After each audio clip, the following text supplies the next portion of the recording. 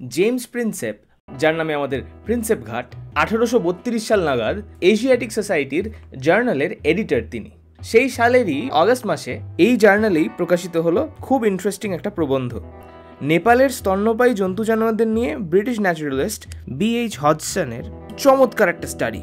এক্সপিডিশনে তার সাথে যেসব শুটাররা গেছিলেন তারা নাকি কোন এক ওয়াইল্ড ম্যানের হঠাৎ আবির্ভাবে রীতিমতো ঘাবড়ে যান এবং যথারীতি সেখান থেকে পিট্টান দেন, কারণ তাদের মতে ওটা নাকি কোনো এক ধরনের ডিমন, রাক্ষস। হডসন ব্যাপারটাকে খুব একটা পাত্তা দেননি, মানে উনি ধরে নিয়েছিলেন ওটা বড়জোর ওই ওরাং টোরাং জাতীয় কিছু একটা হবে। তিনি হয়তো তখন ভাবতেও পারেননি যে তাঁর ওই ফুটনোট ভবিষ্যতের অভিযাত্রীদের কনস্ট্যান্ট সুরসুরি দিতে দিতে একদিন একটা মানে গ্লোবাল মিথের জন্ম দেবে। ইয়েতি, তুষার মানব, গত 100 বছরের সবচেয়ে সেন্সেশনাল ক্রিপ্টিড, সবচেয়ে কমার্শিয়ালাইজডও বটে।